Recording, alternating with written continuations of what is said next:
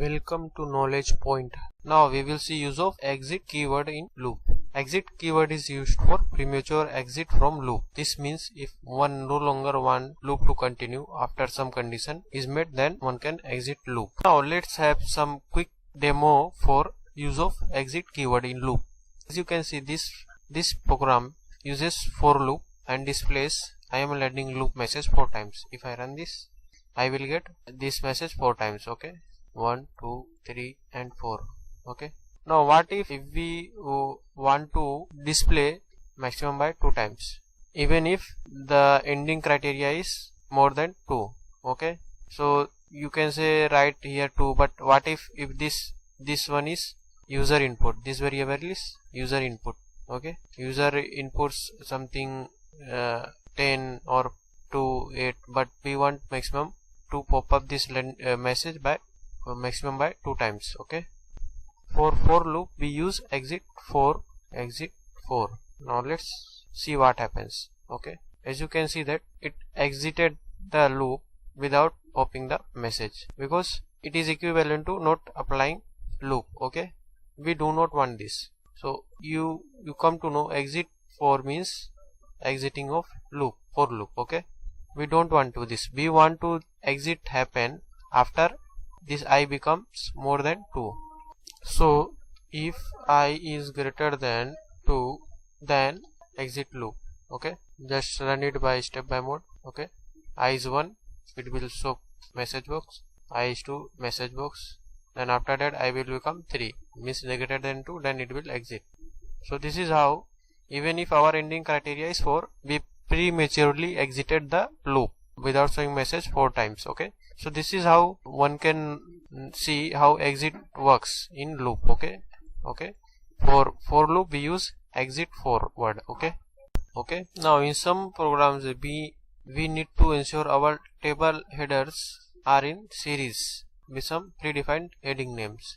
This we need to ensure because in our background code we may have something like processing heading 6.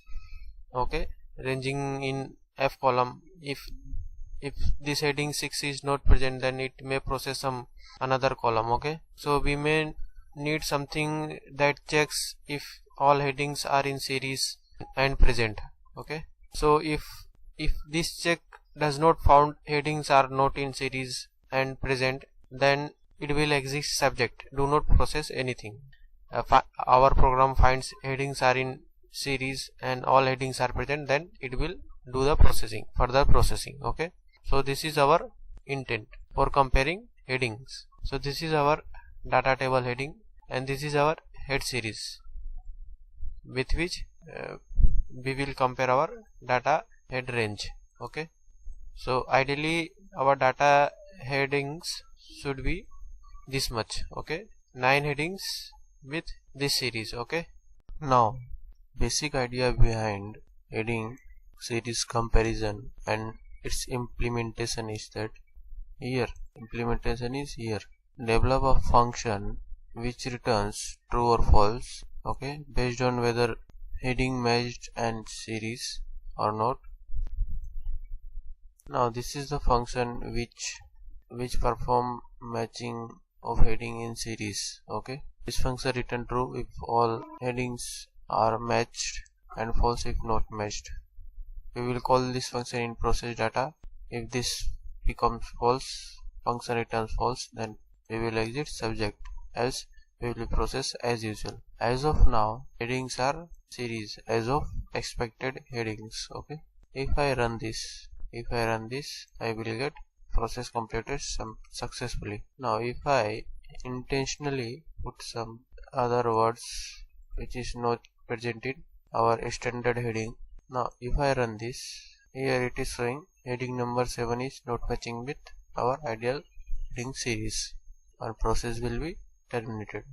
Now we will see working of heading matched and series 1 function. Click anywhere on this function name, then press shift F2 to go to that function. I will press shift F2. As you can see here, this is the function which returns Boolean, true or false. Here heading serial range cell as range, dataHdRng range, and range column number is declared. Okay, our heading series range is our ideal heading series. Okay, and this one is sheet 7, this F series, this one is ideal series. Okay, A1 to I1, and this one is our data series heading, dataHdRng range, and an initial value of range column number is 1. Now we will use for each loop for comparing headings or matching headings in whether headings are series or not. Okay, and here things to notice is that we will compare our this ideal head series with data series, not with data series, with ideal series.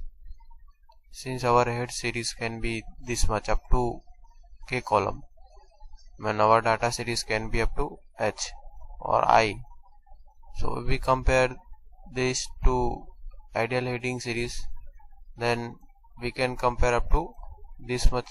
Okay, and two headers will be left, so we will compare head series with data series. Okay, now we will run this by step by approach using f8 function key. First cell value of heading series range or ideal series range is head1, and our this data head range is, okay, it is also head1.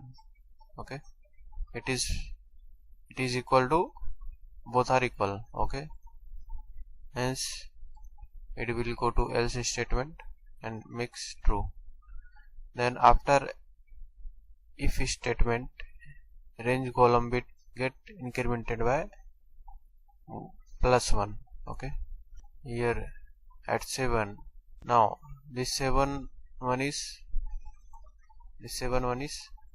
not as per with ideal series. Okay, now let's see what happened. As you can see, this value head 7, our ideal series value is head 7, and data series value is 7.2, head 7.2.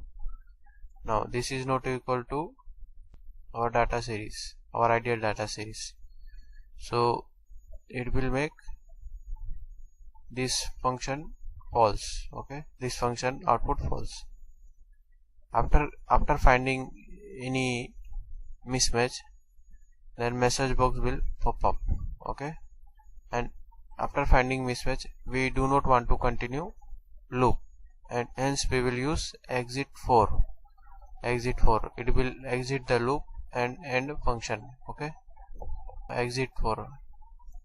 Now we have two other cells to compare, but we have found lapse or flaw in our data series, so we will exit 4. As you can see that after exiting, it will come to end function. Okay,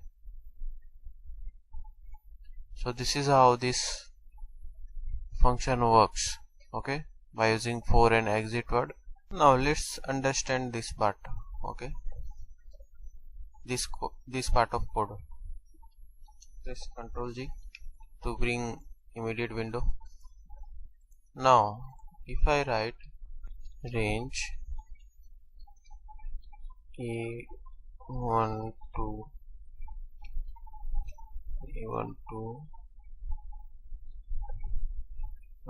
I1 dot cells, this one's row index, this range, in this range, okay, in this range, which cells value I want. Okay, I want cells having in each case our row number will be 1. Okay, because as you can see, this row number is 1, so here I will write 1. Okay, I want third column value in this range, just put question mark. As you can see, head 3. Okay, so this is how this works, range and cells function, range dot cells method. Okay, now if I write G1 to I1, then first row, here this will be first row, and third column means first, second, third, then it will return head 9. Okay, so this is how this part works. Thanks for watching. If you liked this video, then you can subscribe, like, comment or share this video. Thank you.